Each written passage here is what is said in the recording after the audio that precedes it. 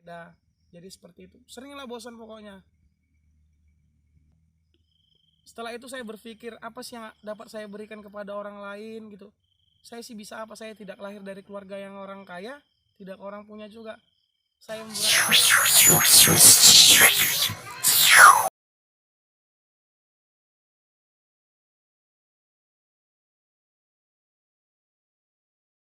awal cerita saya menulis di satu blog nasional dan saya situ vakum.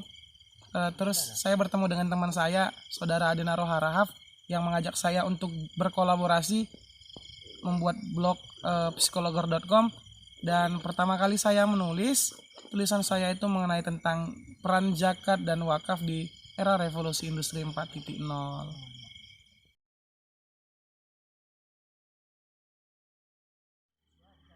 Saya menulis di blog ada sekitar kurang lebih 40 tulisan yang saya tulis dan sudah saya publis. Dan tulisan yang paling banyak digemari oleh para kaum milenial atau para pembaca di psikologer.com itu yang pertama tentang trendy bucin pada generasi milenial, yang kedua ketika aktivis patah hati, dan yang ketiga itu ketika perempuan berbicara. Itu tulisan yang sangat terfavorit menurut saya pribadi.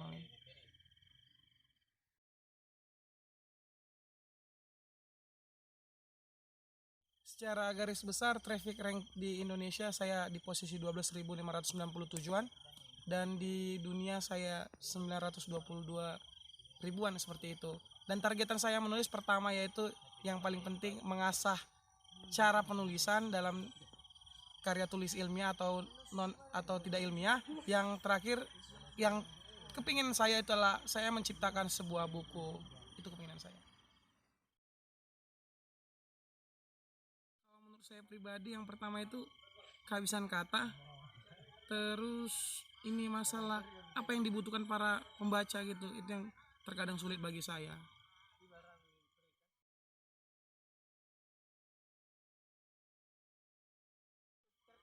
Tokoh favorit saya pastinya kedua orang tua saya, karena mereka orang tua yang mengajari saya dari kecil sampai saat ini.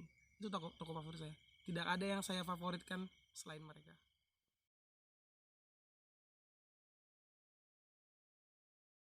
Pendapat saya tentang mahasiswa pada hari ini, ada kemunduran terhadap mahasiswa, karena mahasiswa hari ini berkuliah atau kuliah cuman sekedar ikut-ikutan doang, tidak tahu definisi sebagai mahasiswa apa, dan tidak ada kontribusi yang pastinya terhadap orang banyak.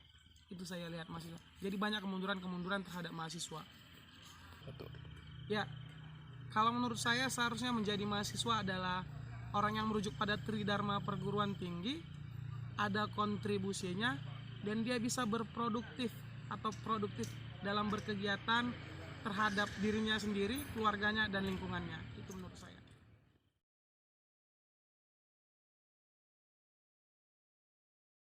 Rasa syukur saya ucapkan kepada Allah Subhanahu wa taala, terus kepada kedua orang tua saya, dan yang paling penting kepada sahabat saya hari ini, Adenaro Harahap sekaligus Khairul Fauzia Sibuan, dan kepada teman-teman viewers yang telah memberikan kritik saran yang membangun kepada diri saya, senior semuanya, teman-teman mahasiswa yang telah membaca tulisan-tulisan saya di psikologer.com.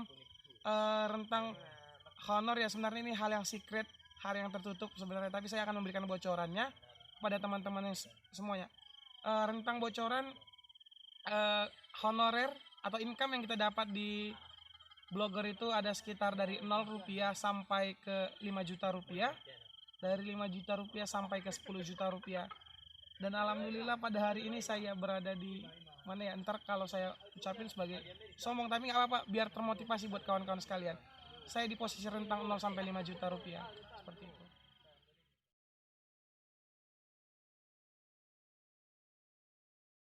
Saya selalu tanamkan pada diri saya, jika ingin mau mengenal dunia maka membacalah, tapi jika ingin dikenal dunia maka menulislah. Teman-teman sekalian, saya bukan berasal dari kota, saya berasal dari desa di Kabupaten Asahan yang sangat jauh menurut saya. Tapi hari ini saya ingin membuktikan kepada semua orang, kepada dunia, bahwasanya saya bisa dengan gebrakan literasi, gebrakan menulis.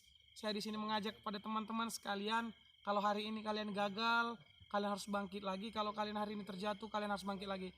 Seperti di film Tenggelamnya Kapal Panderwick, dia itu mengubah kebiasaan kesedihannya itu dengan cara menulis. Jadi sini saya mengajak pada teman-teman untuk biasakan menulis, gerakan menulis baik itu di media,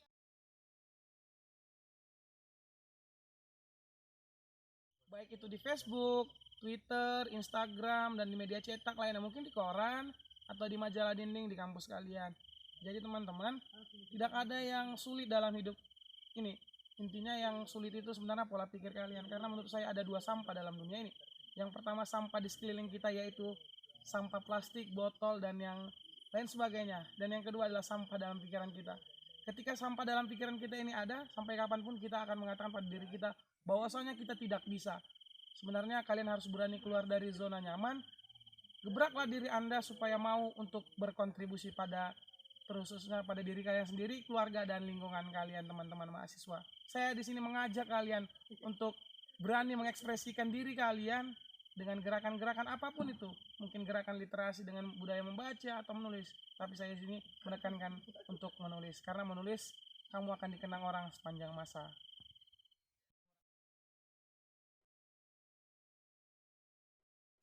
Teman-teman sekalian, ayo subscribe YouTube Alizwell Colors, ALLIZWELLCOLORS, nggak pakai U. Dan jangan lupa aktifkan tombol loncengnya, tekan tombol loncengnya dan aktifkan semua notifikasi. Saya Doge, terima kasih.